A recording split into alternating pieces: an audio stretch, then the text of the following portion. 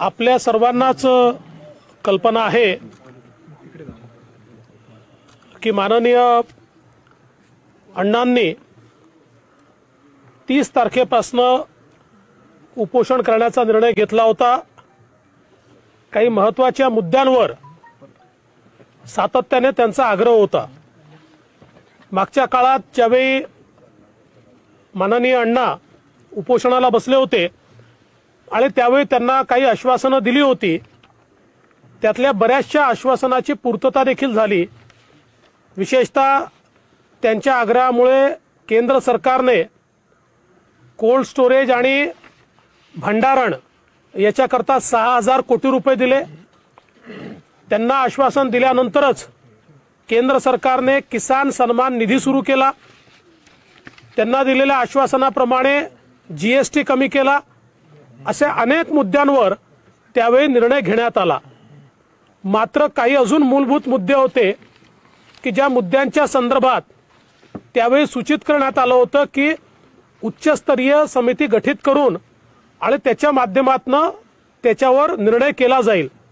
दुर्दैवाने निवडणुका आणि त्याच्यानंतर कोरोना यामुळे ती समिती स्थापित होऊ शकली नव्हती आणि म्हणून माननीय अण्णांनी सरकारला त्याची आठवण करून दिली की हे महत्त्वाचे मुद्दे आहेत। व कृषी मूल्य आयोगाचं त्या ठिकाणी त्याला अधिक स्वायत्तता देण्याचा विषय असेल किंवा कृषी मूल्याचा विषय असेल किंवा असे वेगवेगळे 10-15 मुद्दे आहेत की ज्या मुद्द्यांवर या उच्चस्तरीय कमिटीने निर्णय करायला पाहिजे होता, परंतु ती स्थापित होऊ शकली नव्हती। आणि म्हणून आज त्या संदर्भात आम्ही गेले आठवडाभर त्या संदर्भातल्या चर्चा करत होतो।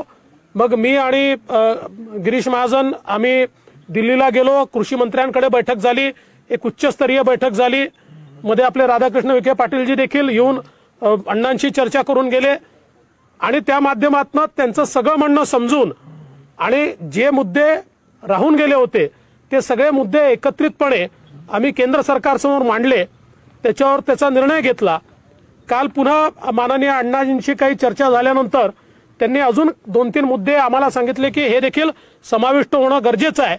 त्यानुसार पुन्हा आम्ही केंद्र सरकारशी चर्चा करून हे सगळे मुद्दे समाविष्ट करून आम्ही केंद्र सरकारला विनंती केली की यावेळी आपण कमिटीच घोषित करा आणि त्यानुसार केंद्र सरकारने या ठिकाणी विशेषतः सन्माननीय चौधरीजी जे कृषी राज्यमंत्री आहेत त्यांना स्वतः पाठवलं। कृषी मंत्री महोदयांनी स्वतः त्या संदर्भातलं पत्र आज दिलं।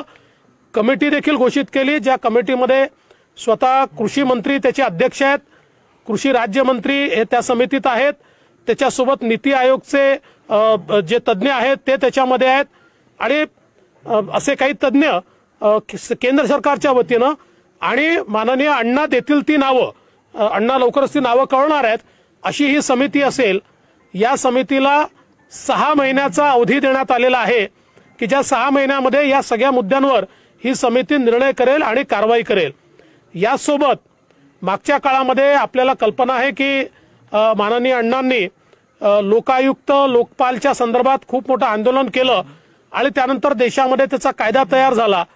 अण्णांना दिलेल्या आश्वासनाप्रमाणे लोकपालांची नेमणूक देखील त्या ठिकाणी झाली, परंतु त्यामध्ये काही अजून सुधार झाले पाहिजेत अशी अण्णांची त्या ठिकाणी मागणी होती आणि राज्यांनी देखील जरा सुधारित पद्धतीनं ते लागू केलं पाहिजे अशी माननीय अण्णांची मागणी होती।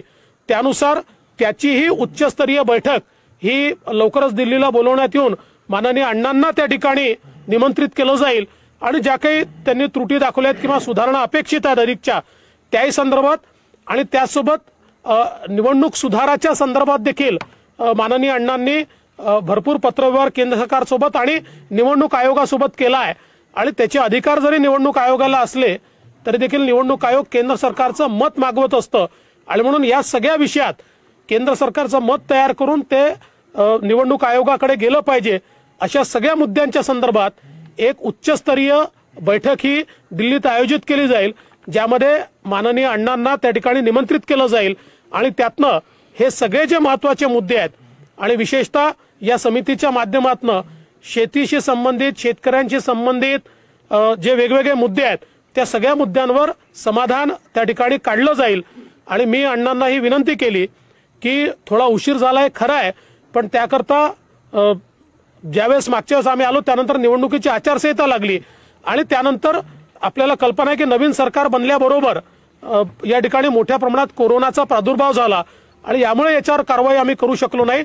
तथापि आता कुठली त्याच्यात विलंब होणार नाही आणि शीघ्र ही कारवाई या ठिकाणी सुरू होईल आणि म्हणूनच कमिटीज तयार करून आम्ही या ठिकाणी आता बसलेलो आहोत.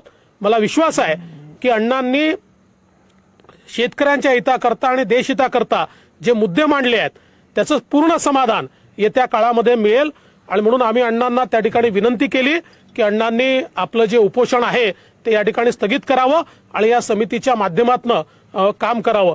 अण्णांना अशी आम्ही विनंती केली आहे कारण अण्णा कुठल्याही सरकारी समितीत जात नाहीत त्यामुळे ते लोक त्याच्यावर अपॉइंट करतात. पण मी आणि मंत्री महोदयांनी विनंती केली की आपण आमंत्रित म्हणून याच्यावर राहा आणि आपणही बैठकांना जर काही हजर राहू शकलात, जरी सगळ्या बैठकांना नाही आलात तरी काही बैठकांना आपण हजर राहू शकलात तर त्यातनं एक चांगलं मार्गदर्शन या समितीला मिळेल. त्यालाही अण्णांनी होकार दिलाय. त्यामुळे काही बैठकांना अण्णा स्वतः हजर राहतील हे देखील अण्णांनी त्या ठिकाणी मान्य केलेलं आहे. मला असं वाटतं की निश्चितपणे एक नवीन सुरुवात या ठिकाणी होते आणि मी माननीय अण्णांचे आभार देखील मानतो की त्यांनी आम्हाला समजून घेतलं. आमच्या काही अडचणी होत्या त्या देखील त्या ठिकाणी त्यांनी समजून घेतल्या आणि जो काही विलंब झाला तो विलंब त्या ठिकाणी क्षमापित करून आता एक नवीन सुरुवात करण्याची या ठिकाणी अण्णांनी मान्यता आम्हाला त्या कमिटी करता दिली आहे. बाकी तर अण्णा त्यांच्या सगळ्या याच्यात सांगतील. पण मी माननीय कैलाश चौधरीजी जे केंद्रीय मंत्री आहेत आपल्या कृषी विभागाचे त्यांना विनंती करतो की त्यांनी या चर्चेच्या संदर्भात आपल्या सर्वांना सांगावं. आज हमारे बीच में उपस्थित हमारे आदरणीय अन्ना हजारे जी और हमारे देवेंद्र जी फडणवीस साहब, आज जो अन्ना हजारे जी के साथ में बैठक हुई बहुत ही सौहार्दपूर्ण वातावरण के अंदर बैठक हुई और निश्चित रूप से अन्ना हजारे जी का लगातार ये किसानों के लिए प्रयास रहा है और निरंतर इनके किसानों के विषयों को लेकर केंद्र सरकार के पास में पत्र भी उनकी समस्याओं को लेकर आए और उनके आधार पर लगातार मंत्रालय के द्वारा उनके पत्रों को महत्व देते हुए और उसके ऊपर काम करते हुए ऐसे कई बिंदु थे जिसमें किसानों की समस्याओं का समाधान हम किस तरह से करें, तो इसको लेकर लगातार प्रयास किए गए और कई ऐसे कार्य कृषि मंत्रालय के द्वारा जो अन्ना हजारे जी के सुझाव के आधार पर किए गए और जिसका किसानों को प्रत्यक्ष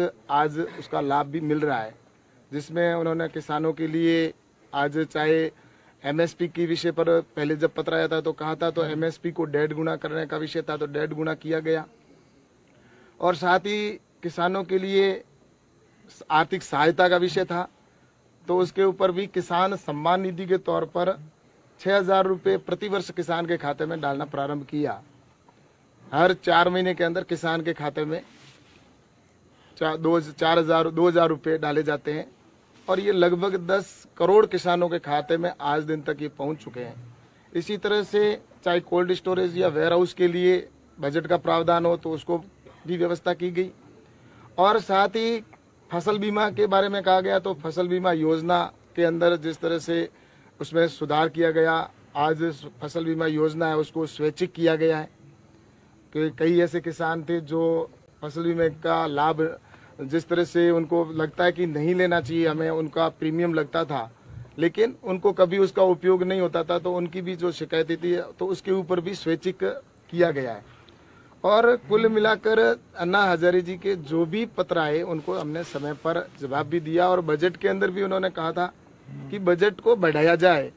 तो मुझे आज बताते हुए प्रसन्नता हो रही है कि जब 2013-14 के अंदर जो कृषि का बजट था वो मात्र 24,000 करोड़ रुपए के आसपास था, लेकिन आज कृषि का जो बजट है वो 1,35,000 करोड़ रुपए का प्रावधान किया गया है.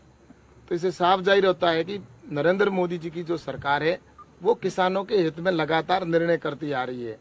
और आज जैसा कि अन्ना हजारे जी का ये भी एक था कि एक उच्च अधिकार कमेटी बने तो उस कमेटी का भी गठन किया गया जिसके अंदर हमारे कैबिनेट मंत्री माननीय नरेंद्र सिंह जी तोमर साहब के नेतृत्व में वो कमेटी का गठन हुआ है और जिसके अंदर हमारे नीति आयोग के सदस्य भी रहेंगे और साथ ही हमारे किसान प्रतिनिधित्व करने वाले किसानों का नाम भी उसमें डाला गया है। जो आने वाले समय में जो अन्य बिंदु है, जो अन्ना हजारे जी ने जो अभी पत्र और दिया है, जिसको भी उसके साथ में जोड़ते हुए उनके जो विषय होंगे उनके ऊपर ये उच्च स्तरीय जो कमेटी होगी, उच्चाधिकार कमेटी, ये जो भी किसानों के हित में निर्णय होगा उस कमेटी के द्वारा निर्णय लिया जाएगा और 6 महीने के अंदर इसका निर्णय आए ऐसा सरकार की ओर से प्रयास रहेगा। और मुझे ये बताते हुए प्रसन्नता हो रही है कि आज अन्ना हजारे जी ने जो किसानों के लिए जो विषय रखा और उसके लिए भारत सरकार ने लगातार प्रयास किया और आपके सुझाव की वजह से ही किसान को भी लाभ हो रहा है और आगे भी निरंतर इसी तरह से जिस तरह से आज उस स्तरीय कमेटी बनी है, इसके द्वारा भी आने वाले समय के अंदर निश्चित रूप से मैं कह सकता हूं कि किसानों के जीवन के अंदर जो भी हम सुधार कर सकते हैं, उनके जीवन में बेहतर कर सकते हैं, उसके लिए इस कमेटी के द्वारा निश्चित रूप से किया जाएगा। और इनके सुझावों को ध्यान में रखते हुए ये जो कमेटी का गठन किया गया है, समय पर इसका इसका निर्णय भी होगा और निश्चित रूप से इसका किसान को लाभ मिलेगा। और जो एक और जो कमेटी के विषय पर बात है, तो ये सारी कुल मिलाकर मेरा यही कहना है कि आज अन्ना हजारे जी को मैं इस अवसर पर, क्योंकि हमारे किसानों के विषय हो या सामाजिक जीवन के अंदर अन्य कई विषय पर आते हैं, तब उनको हमेशा एक ही चिंता रहती है कि किस तरह से हम किसानों के जीवन के अंदर हो या सामाजिक जीवन के अंदर किसानों के या आम व्यक्ति के सुधार कर सके, ये चिंता रहती है। और इसी चिंता को ध्यान में रखते हुए आज भारत सरकार है तो और नरेंद्र मोदी जी की सरकार है, वो निरंतर किसानों के हित में और निर्णय लेती जा रही है। तो मुझे यही कहना है कि आज ये कमेटी जो गठित की गई है, तो इस कमेटी के अंदर मुझे आने वाले समय के अंदर जो कमेटी के सदस्य होंगे वो और हमारे अन्ना हजारे जी का भी इसमें मार्गदर्शन मिलता रहेगा। और निश्चित रूप से ये जो आज कल 30 तारीख का जो इन्होंने निर्णय कर रखा था कि हम अनशन का या जो आगे के लिए आंदोलन का जो तय किया था, तो आज हमने अन्ना हजारे जी से आग्रह किया और आपने इस बात को माना। और जो लोकपाल का विषय था तो उसके ऊपर भी चर्चा हुई और लोकपाल के अंदर की उसके अंदर एक उच्च स्तरीय बैठक भी अन्ना हजारे जी के वहाँ उपस्थिति में होगी, जिसमें आपके जो भी इशू होंगे उनके ऊपर भी चर्चा होगी। कुल मिलाकर मेरा यही कहना है कि आज यहाँ आने के बाद मैं ये कह सकता हूँ कि आने वाले समय के अंदर आपके सुझावों के माध्यम से निश्चित रूप से किसानों के जो जीवन में बेहतरी कर सकें और 2022 तक प्रधानमंत्री जी का जो लक्ष्य है कि किसान की इनकम डबल करना है, उस दृष्टि से निश्चित रूप से प्रयास किए जाएंगे। और अन्ना हजारे जी को मैं आज इस अवसर पर धन्यवाद दूंगा कि उन्होंने उनके जो लगातार पत्र आ रहे थे और उसके पत्र को मैं स्वयं लेकर यहाँ पर आया और उनका जो अनशन का निर्णय था उसको आपने हमारे निवेदन के ऊपर कहा है कि अनशन है वो वापस लेने का निर्णय लिया। इसके लिए मैं इनका बहुत बहुत आभारी हूँ और मैं अन्ना हजारे जी को और हमारे फडणवीस साहब पूर्व हमारे मुख्यमंत्री जी को और सभी हमारे महाजन जी को सबको मैं धन्यवाद देता हूँ। और इसलिए कि आपने सबने बैठकर आज एक अच्छा जो निर्णय लिया, तो इसके लिए मैं आपको धन्यवाद देता हूँ। और हमारा जो निवेदन था उस निवेदन को आपने स्वीकार किया, इसके लिए भी आपको बहुत बहुत धन्यवाद देता हूँ। मी माननीय अण्णांना विनंती करतो की अण्णांनी थोडं आम्हाला आशीर्वाद पर मार्गदर्शन करावं। मी हिंदीच बोलणार नाही। आधी मराठी मग हिंदीत बोला। मराठी आधी मराठी ते म्हणतात आधी मराठीत बोला मग हिंदीत बोला म्हणतात।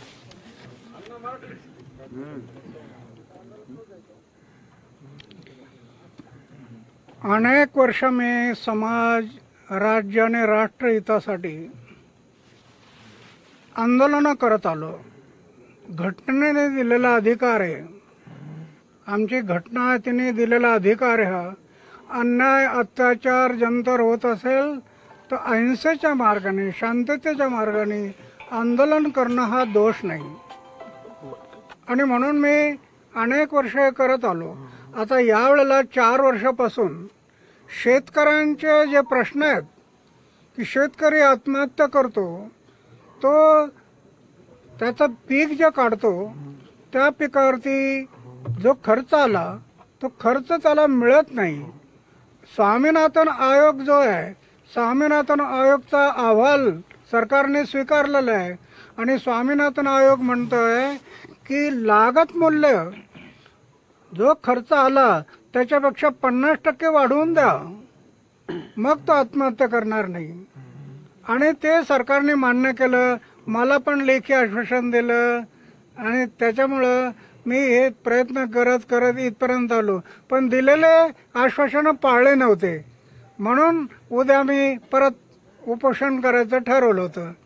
पण आता केंद्र सरकारने आणि आपले माजी मुख्यमंत्री देवेंद्रजी आणि चौधरीजी हे त्यांचा निरोप घेऊन आले की आमच्याकडून डिले झाला, आमच्याकडून उशीर झाला आहे, पण आम्ही तुम्ही सुचवलेलं सगळं का हे मुद्दे आहेत हे करायला तयार आहेत. 15 मुद्दे आपण दिलेत, 15. आणि मला विश्वास वाटतो की या 15 मुद्द्यावरती आमच्या सर्वोच्च कमिटी, उच्च कमिटी आता जी स्थापित होती, याच्यातून काही चांगले निर्णय झाले तर शेतकऱ्यांच्यासाठी बरंचसं काम होऊ शकेल याच्यावर माझा विश्वास निर्माण झाला. म्हणून मी उद्या जे उपोषण करणार आहे ते आता स्थगित केलेलं आहे असं जाहीर